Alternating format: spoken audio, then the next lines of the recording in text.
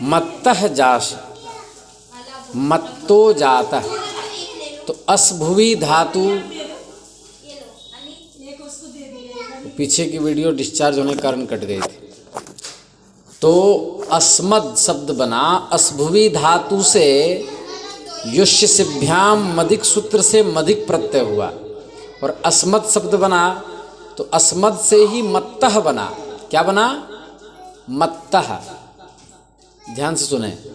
अब मत्तः बना तसिल प्रत्यय होकर के, तो इसका दूसरा अर्थ क्या हुआ? मत्तः, मुझसे उत्पन्न होने वाला पुत्र। इससे अर्थ ये हो गया। अभी मत्तः मतलब उन्मत्तः, और अब अर्थ हुआ मत्तः शब्द जब हुआ तो युष्य सिभ्याम मदिक सूत्र लगने के कारण अस्मद बना। अस्मद का ही पंचमी में मत बना, पंचम्या अत सूत्र से, और फिर तसिल प्रत्यय होकर के बना मत्तः। तो मत्तः का अर्थ हुआ, दूसरा अर्थ हुआ मुझसे उत्पन्न होने वाला मेरा पुत्र। कलंजासी, कलंज खाने वाला है। मतलब मंडन मिश्र ये कह रहे हैं कि मेरे से उत्पन्न होने वाला मेरा बेटा कलंज खाता है। अभी उत्तर हो रहा था क्या हरिण का मांस विषैला खा करके पागल हो गए हो क्या सन्यासी? लेकिन अब अर्थ हुआ कि मेरे से उत्पन्न होने वाला मेरा बेटा कलंज खाता है, हरिण का मांस खाता है। उल्टा हो गया। तो इस दूसरे अर्थ को लक्ष्य करके भगवत पाद ने कहा आप सत्य कहते हैं, अपने पिता के समान ही उत्पन्न होने वाला पुत्र भी कलंज भक्षण करने लगा।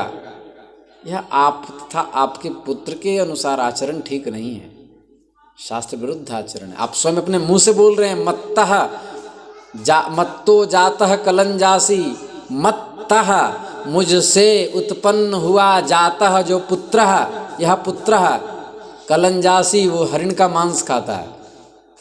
अब और स्मृति कहती है, भगवत पाद करें कलंजम न भक्षयेत, हरिण का मांस नहीं खाना चाहिए विषैले। अबला कंथाम बहसि, अब और क्रोध बढ़ गया। कंथाम बहसि दुर्बुद्धे गर्दभेनापि दुर्वहाम, शिखा यज्ञोपवीताभ्याम कस्ते भारो भविष्यति। हे दुष्ट बुद्धि वाले, गधे के द्वारा भी नहीं ढोने योग्य इस कथरी को तुम क्यों ढो रहे हो? तो शिखा और यज्ञोपवीत को क्यों नहीं ढो रहे? वस्त्र को तो ढो रहे हो, इसमें तो थकान नहीं हो रही। अरे एक यज्ञोपवीत डाल लेते और शिखा रख लेते तो क्या हो जाता?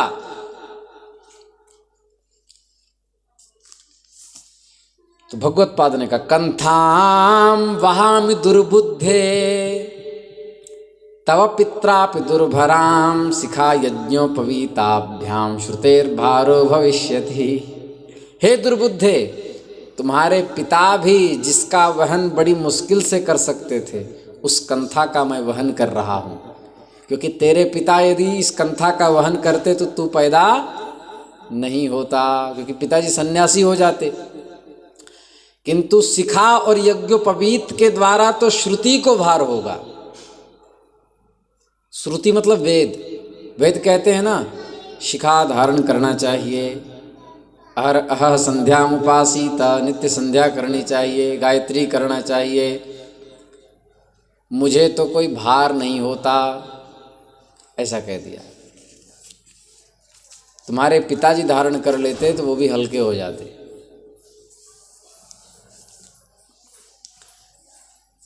त्यागने योग्य वस्तुओं में शिखा एवं यज्ञोपवीत भी है, क्योंकि शिखा एवं यज्ञोपवीत का उपयोग कर्मकांड में होता है। ऐसा जब कर्मकांड का परित्याग करके ज्ञानोपयोगी मनुष्य संन्यास ग्रहण कर लेता है,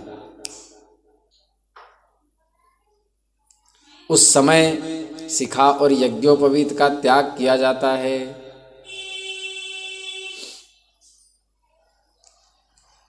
महत नारायणोपनिषद, ध्यान से सुने। त्यागे नैके अमृत्वमानशु, त्याग के द्वारा एक शाखा का अध्ययन करने वाले वैदिक मुक्ति को प्राप्त कर लेते हैं। जाबाल श्रुति कहता है, जाबाल श्रुति कहती है, जाबालोपनिषद में लिखा, ध्यान से सुने।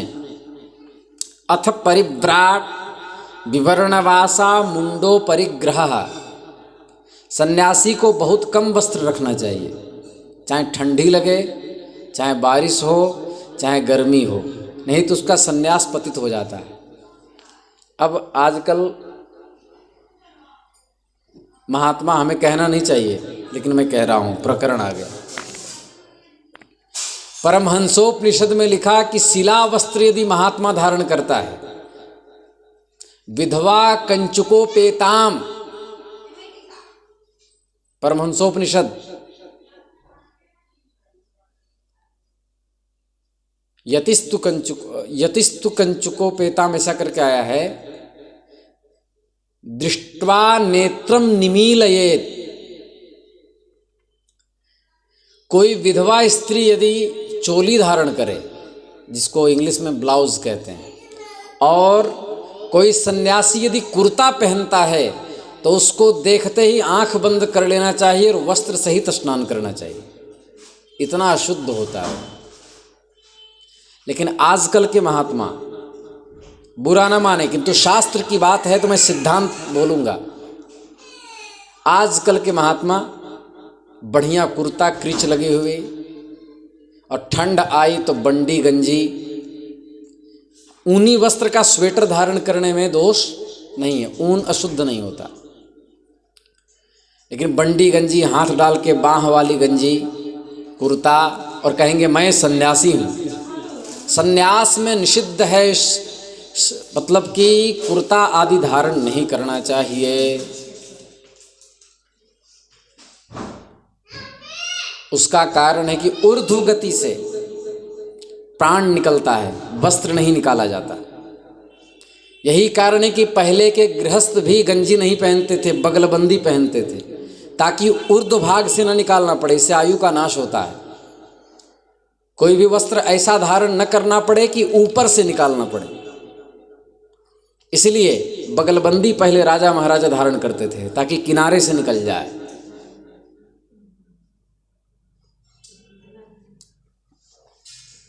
इससे आयु का नाश होता है। और सन्यासी को शिला वस्त्र अर्थात कुर्ते के बारे में लिखा है परमहंसोपनिषद में, जिसको शंका हो उठा करके देख ले। विधवा को चोली धारण नहीं करना चाहिए, और सन्यासी को कुर्ता आदि धारण नहीं करना चाहिए। ये शास्त्र विरुद्ध है, और इसमें आयु का नाश तथा पाप भी लगता है। तो सन्यासी को बहुत कम वस्त्र पहनना चाहिए, जाबालोपनिषद। सिर मुड़ाए रखना चाहिए, किसी से दान नहीं लेना चाहिए।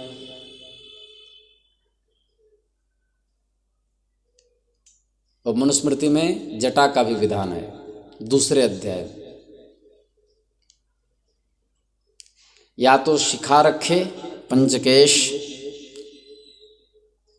और या तो जटा रखे, या शिखा में एक जटा रखे। आगे फिर मंडन मिश्र ने कहा, त्यक्त्वा पाणिगृहीतं स्वाम अशक्त्या परिरक्षणे, शिष्य पुस्तक भारे छोर व्याख्याता ब्रह्मनिष्ठता।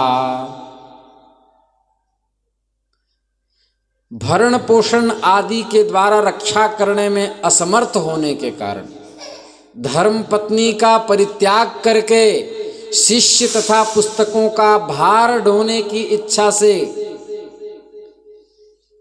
आपके द्वारा ब्रह्म विषयक जो व्याख्या की गई है, ये सब ढोंग है। आप ढोंगी ब्रह्मनिष्ठ हैं।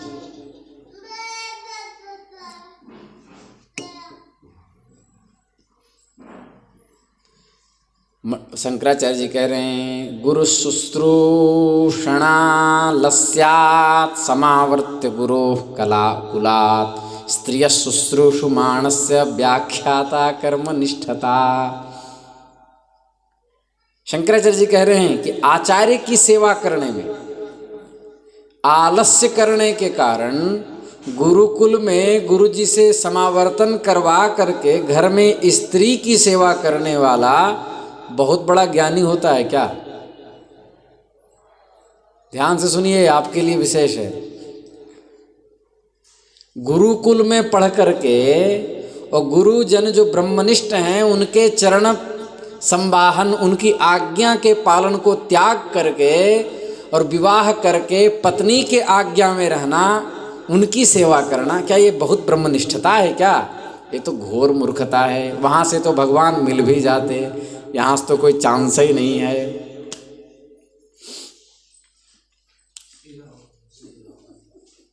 स्थितोऽसि योषितां गर्भे ताभिरेव विवर्धितः अहो कृतघ्नता मूर्ख कथम ता एव निंदसी। देखिए, कहना नहीं चाहिए पर कहना पड़ेगा। गृहस्थ को केवल पत्नी के हाथ का अच्छे से भोजन मिलता है, माने स्त्री का सुख है गृहस्थ को, भोजन पानी सेवा सर सब हो जाएगा। उसके अतिरिक्त गृहस्थ को दुख है, दुख है। असन्यासी को ये सुख नहीं है कि आए तो उसका कोई चरण संवाहन करे। शिष्य कर देते हैं, लेकिन स्त्री के अंदर जो श्रद्धा और उनकी जो करुणा वो अलग होती है, उनको भगवान ने ऐसा रचा ही है। तो सन्यासी को स्त्री परक सुख की प्राप्ति नहीं होती, बाकी सुख ही सुख है। क्या दुख है मैं बताओ आप? प्रसाद कोई और बना रहा है, भोजन कोई और दे रहा है, आवास कहीं और मिल गया, दक्षिणा भी मिल गई, सम्मान भी मिल गया, मोक्ष भी हो गया, भगवान भी मिल गए, लेकिन एक केवल पत्नी के हाथ का खाना है। इस चक्कर में लोग इतने बड़े मार्ग का त्याग कर देते हैं। इसलिए मैंने एक बार कथा में ये बात कही थी, सन्यास सबको ही लेना चाहता है, सबको भगवत प्राप्ति की इच्छा है, लेकिन यहां पर ये फैसिलिटी नहीं है। इसके कारण से लोग पूरी तरह से पूरी इच्छा होने के बाद भी कदम नहीं बढ़ाते, हिम्मत नहीं है। क्योंकि मनुष्याणाम सहस्रेषु कश्चिद्यतति सिद्धये यततामपि सिद्धानां कश्चिन्मां वेति तत्वतः। हजारों मनुष्यों में कोई एक बाबा जी बन पाता है। यदि इसमें कहीं भगवान विधान बना देते कि सन्यासी सन्यासिन बना के रख सकता है और गृहस्थ की तरह ही उसको सेवा पूजा सब होती रहेगी, चकाचक मिलता रहेगा खाने पीने को, वही धर्म दया, तब सब बाबा जी बन जाते, निश्चित बन जाते, 100% बन जाते। क्योंकि इतना सुख कहीं नहीं है, लेकिन बस एक तत्व के कारण लोग राजमार्ग का त्याग करके ग्राम में जाके बस जाते हैं। इसलिए भगवत पाद ने कहा कि गुरुजी की सेवा छोड़ के समावर्तन करवा के स्त्री की सेवा कर रहे हो, क्या तुम खूब कर्मनिष्ठ हो क्या? जो हमें कह रहे हो कि हम घर के जिम्मेदारी से भागकर बाबा जी बन गए। महात्मा बनना बहुत कठिन है। महात्मा बनना तलवार के धार पर चलना है। पता कब चलता है महात्मा बनने के बाद? जब कभी शरीर रोगी हो, तब, जब ऊपर नीचे कोई नहीं होता, तब समझ में आता है। उस समय जो सच्चा वैराग्य होता है वो तो कहता है बड़ी कृपा है, प्रारब्ध कट रहे हैं। और जो केवल धन दौलत देख के बनता है वो कहता है अच्छा होता विवाह कर लिए होते, मेरा गलत निर्णय रहा। वैराग्य यदि कम है तो केवल प्रभाव में आकर बने हो।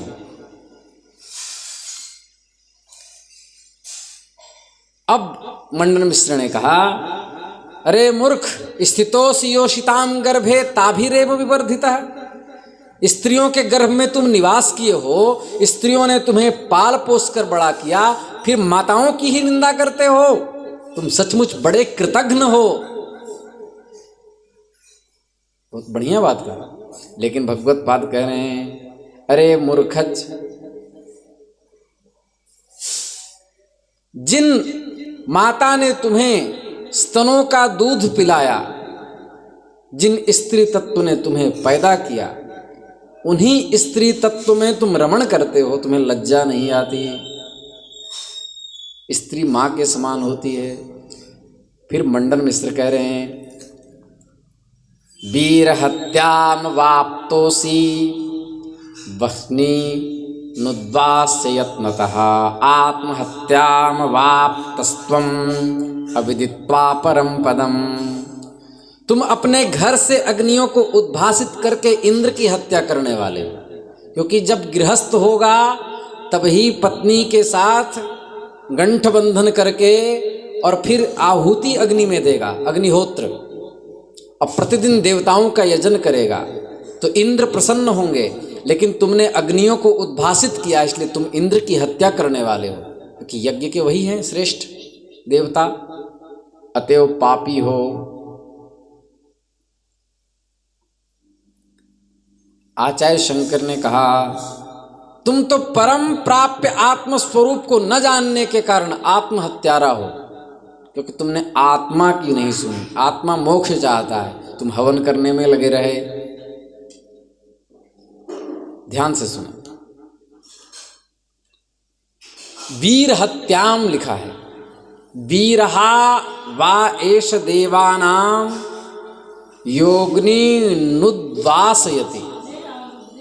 जो व्यक्ति अपने घर से अग्नि को दूर हटा देता है, मतलब हवन नहीं करता, वो देवताओं के वीर इंद्र की हत्या करने के पाप से संपृक्त हो जाता है। मंडन मिश्र का उत्तर देते हुए कहा कि तुमने जीवन में आवश्यक ज्ञेय जो आत्म तत्व पदार्थ है, तुमने उसको प्राप्त नहीं किया, आत्मज्ञान प्राप्त नहीं किया, अतएव तुम्हें आत्महत्या का पाप लगेगा। ईशावास्योपनिषद के तीसरे मंत्र में आया, असूर्या नामते लोका अंधेन तमसा वृताः तांस्ते प्रेत्यापि गच्छन्ति ये के चात्महनो जनाः। जो आत्मघाती जीव होते हैं वे मरकर ऐसे घोर अंधकार लोकों में जाते हैं जहाँ प्रकाश की किरण भी नहीं जाती। इसलिए तुम आत्महत्यारे हो तो तुम कहाँ जाओगे, तुम तो आसुरी प्रकृति के हो। अन्यथा संतमात्मानम् अन्यथा प्रतिपद्यते किंतेन न कृतं पापम चोरेणात्मापहारिणा। स्मृति कहती है, श्रुतियों के द्वारा प्रतिपादित जो आत्मा का स्वरूप है, उससे भिन्न प्रकार से जो प्रतिपादित करता है, अपने मनमतंग कुछ भी अर्थ आत्मा का करता है, और मनमतंग कोई भी साधन बताता है, उस आत्मा का अपहरण करने वाले चोर ने कौन सा पाप नहीं किया, उसको सारा पाप लगेगा। इसलिए आत्महत्यारा पापी है। फिर मंडन मिश्र जी ने कहा, दौवारिकान वंजयित्वा कथम स्तेन वदागतः। हमारे द्वारपालों को धोखा देकर तुम चोर की तरह मेरे घर में कैसे घुस गए? भगवत पाद ने कहा, हम तुम्हारे प्रश्न का उत्तर तो दे देंगे ब्राह्मण, लेकिन तुम बताओ कि भिक्षुकों को दान दिए बिना तुम चोर के समान अकेले अकेले कैसे उपभोग कर रहे हो? उत्तर नहीं देकर प्रश्न पे प्रश्न ठोक दे रहे हैं। गृहस्थ को चाहिए कि ब्रह्मचारियों तथा सन्यासियों को भोजन करा के स्वयं भोजन करे, शास्त्र नियम है। ऐसा न करके स्वयं अन्न का भोग करना चोरी है, तुम शास्त्र विरुद्ध आचरण कर रहे हो। उपयुक्त प्रकार से क्या है, मनुस्मृति में आया है कि कृत्वा एतद् वलिकम एवं अतिथिम पूर्वम आशयेत भिक्षाम च भिक्षते दद्यात् विधिवत ब्रह्मचारिणे। यत् पुण्य फलमाप्नोति गाम दत्वा विधिवत गुरोः तत्पुण्य फलमाप्नोति भिक्षां दत्वा द्विजो गृही। मनुस्मृति के 3 अध्याय का 94वां श्लोक और 95 श्लोक कह रहे हैं कि उपयुक्त प्रकार से बलि कर्म पूरा करके, चूल्हा में थोड़ा डाले, आदि आदि पक्षियों को दे, आदि आदि नियम है, बलि वैश्व करके अतिथि को भोजन कराना चाहिए। उसके पश्चात ब्रह्मचारी को तथा विधि पूर्वक भिक्षुक को भिक्षा देनी चाहिए। गृहस्थ द्विज को विधि पूर्वक आचार्य को गोदान करने से जिस फल की प्राप्ति होती है, उसी फल की प्राप्ति ब्रह्मचारी और भिक्षुक को दान देने से होती है। कर्म काले न संभाष्य, देखिए प्रयोग कर रहे, संभाष्य शब्द का प्रयोग किया मंडन मिश्र ने। कर्म काले न संभाष्य अहम मूर्खेण संप्रति अहो प्रकटितम ज्ञानम यति भंगेन भाषिणा। श्राद्ध कर्म के समय मैं मूर्खों से बात नहीं करना चाहता, तुम मूर्ख हो। शंकराचार्य जी ने कहा यति भंग करके आपने अपनी मूर्खता का परिचय दे दिया। कैसे? संभाष्य अहम शब्द है, ठीक है, थोड़ा व्याकरण का है। तो तुमको मूर्खों की तरह बात नहीं करनी चाहिए ब्राह्मण, क्योंकि वस्तुतः संधि के अनुसार होना चाहिए संभाष्यो हम। तुमने कहा संभाष्य अहम। यहां पर अतोरोरप्लुतादप्लुते सूत्र से संभाष्य के बाद जो स्वाद्योत्पत्ति का सु का सकार, उसको रुत्व होकर के अतोरो ससजुषोरु से अतोरोरप्लुतादप्लुते से उत्व होकर आद गुण से गुण होकर एंग पदांतारति से पूर्व रूप होकर संभाष्यो हम शब्द की निष्पत्ति होगी। तुमने संभाष्य अहम कहा, ये तो मूर्खता है, तुमको व्याकरण नहीं आती, तुम तो व्याकरण नहीं जानते। मीमांसक तुम्हें कैसे लोगों ने कह दिया?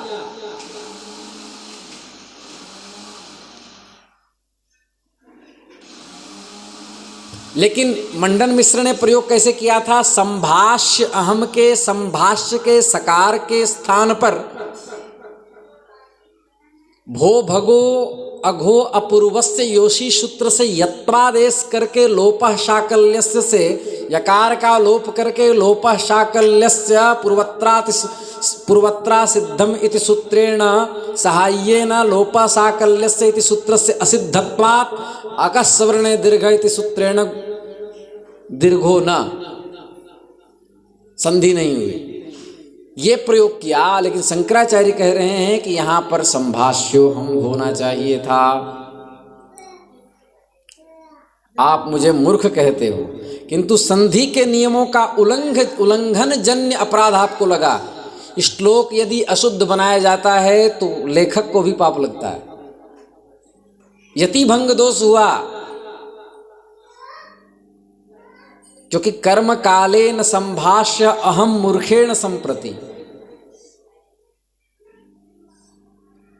आपकी मूर्खता स्पष्ट हो गई। यति भंगे प्रवृत्तस्य यति भंगो न दोष भाग। यति भंगे प्रवृत्तस्य पंचम्यंतम समस्यताम। यहाँ शास्त्रार्थ प्रारंभ हो गए। कह रहे हैं यति मतलब होता है सन्यासी और भंग मने पराजय। जब जो व्यक्ति यति को भंग करने में ही लगा हो, सन्यासी को परास्त करने में ही लगा हो, उसको यति भंग का दोष नहीं लगता। शंकराचार्य जी ने कहा फिर गलत बोल रहे हो। यति भंगे प्रवृत्तस्य यति भंगो न दोष भाग। यति भंग पद में षष्ठी नहीं पंचमी समास है।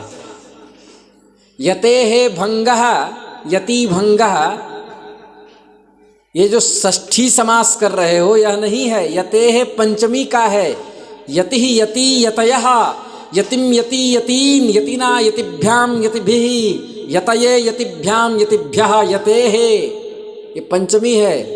यतेः यतिभ्याम यतिभ्यः, ये नहीं कि यतेः यतयोः यतीनाम यतौ यतयोः, यतयोः नहीं यत्योः, यतीनाम यतौ यत्योः यतिषु, हे यते हे यति हे यतयः, ऐसे रूप बनता है। पंचमी में भी यते हे बनता है, षष्ठी में भी यते हे बनता है। नसिंगसोश्च, घेरंगिति से गुण होकर के, पूर्व रूप होकर के, स्वाद्योत्पत्ति से ऋतु विसर्ग होकर के, तो यते हे बनता है। यहाँ पंचमी समास, यते हे भंगः यति भंगः, तुमने षष्ठी समास कर दिया। यति से अब पंचमी और षष्ठी में क्या अर्थ है देखिए। मंडन मिश्र कह रहे मैं यति का भंग कर रहा हूं, मतलब कि सन्यासी को पराजित कर रहा हूं। और यते हे भंग, ध्यान से सुने, यते हे भंग पंचमी होगा तो मैं यति से पराजित हो रहा हूं, से अर्थ हो जाएगा।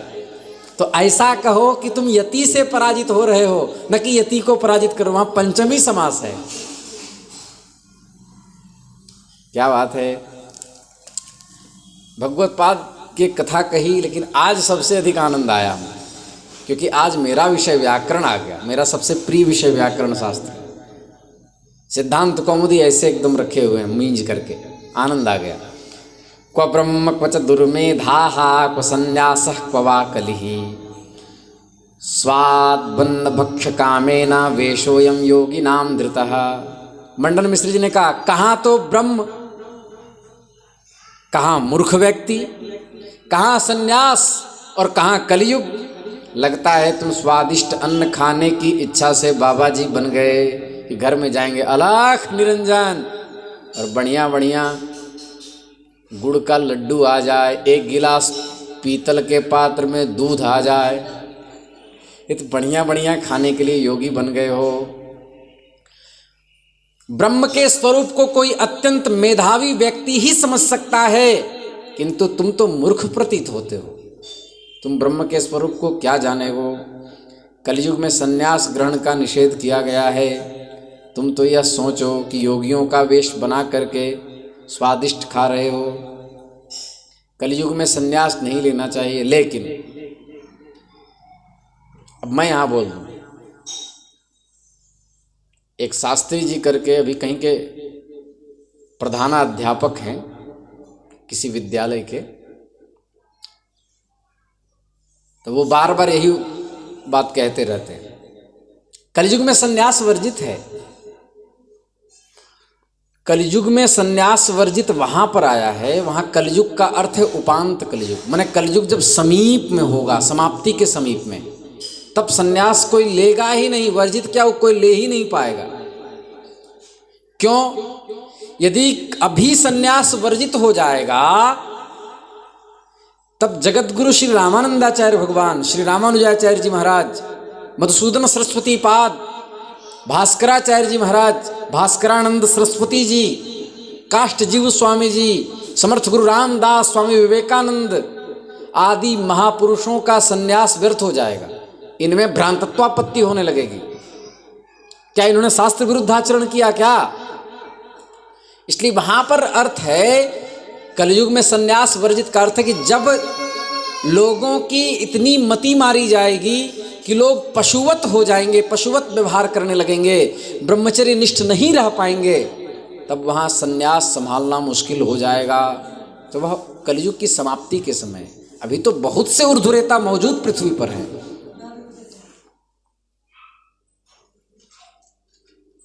इस प्रकार अंतिम एक और वाक्य कहा, उसके बाद हम कथा को विराम देंगे। कहाँ तो स्वर्ग, कहाँ दुराचार, कहाँ अग्निहोत्र आदि क्रियाएं और कहाँ कलयुग।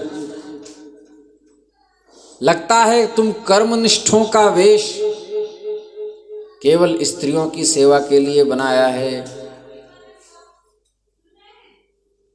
घर बसाओ, पुत्र की उत्पत्ति करो और वृद्ध होकर के मर जाओ। इस प्रकार जैसे कह रहे थे और क्रोधपूर्वक विश्वरूप उम्बा अर्थात मंडन मिश्र उत्तर पर प्रश्न करते जा रहे थे। यह देख करके मुस्कुराते हुए महर्षि जैमिनी खड़े हो गए और महर्षि व्यास, अरे वत्स तुम दुर्वचन बोल रहे हो। इनके प्रति तुम जैसे विद्वानों का ऐसा आचरण उचित नहीं। ये सन्यासी साधारण सन्यासी नहीं, ये आत्म तत्व के ज्ञाता हैं। इन्होंने अपनी सारी कामनाओं का परित्याग कर दिया है। केवल इन्होंने गैरिक वस्त्र धारण नहीं किया। भगवत गीता में भगवान श्री कृष्ण ने दूसरे अध्याय के 55वें श्लोक में कहा है कि प्रजहाति यदा कामान सर्वान पार्थ मनोगतान आत्मन्येवात्मना तुष्टः स्थित प्रज्ञस्तदोच्यते। जिस समय मुमुक्षु पुरुष अपने सारी मन की कामनाओं का पूर्ण रूप से परित्याग कर देता है और अपने आप में संतुष्ट हो जाता है, उस समय वह स्थित प्रज्ञ कहलाने लगता है। आचार्य शंकर आत्मनिष्ठ स्थित प्रज्ञ हैं, संपूर्ण कामनाओं का त्याग कर चुके हैं। ये उत्कृष्ट ब्रह्मचारी, उत्कृष्ट सन्यासी हैं, प्रकांड विद्वान हैं।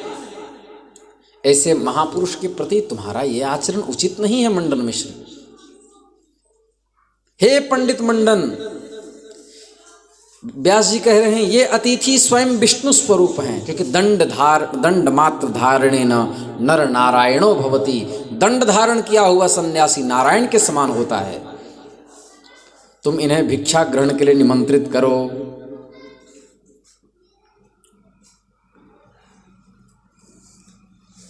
अब देखिए अंतिम बात कह दी जो शंकराचार्य कहना चाहते थे। हे सौम्य, मुझे साधारण अन्न की भिक्षा में कोई लालसा नहीं, मुझे शास्त्रार्थ करने की भिक्षा मांगने आया हूं।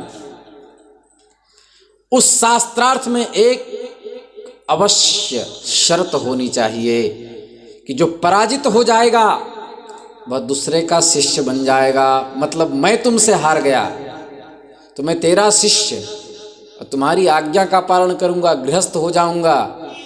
और यदि तुमने पराजय का मुख देखा तो तुम्हें सन्यासी बनना पड़ेगा।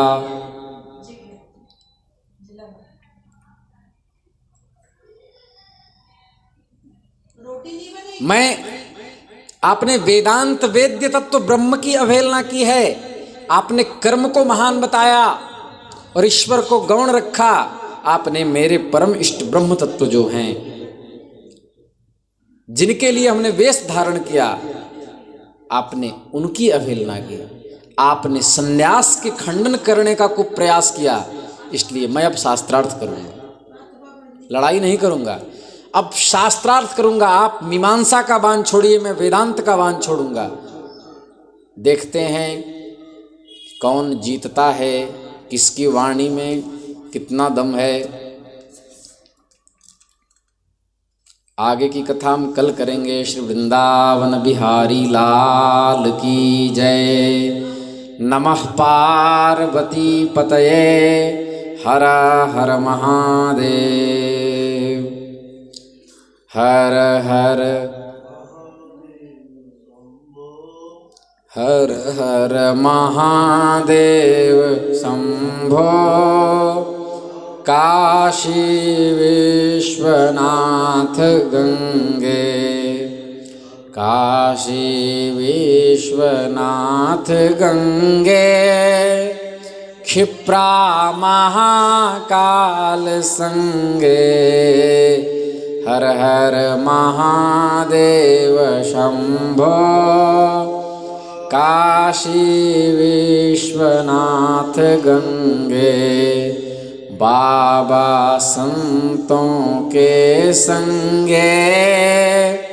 बाबा भक्तों के संगे। हर हर महादेव शंभो।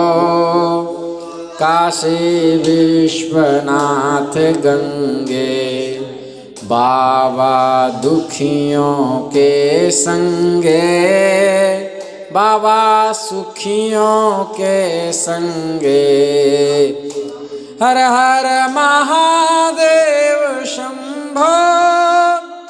काशी विश्वनाथ गंगे। नमः पार्वती पतये। हर हर महादेव।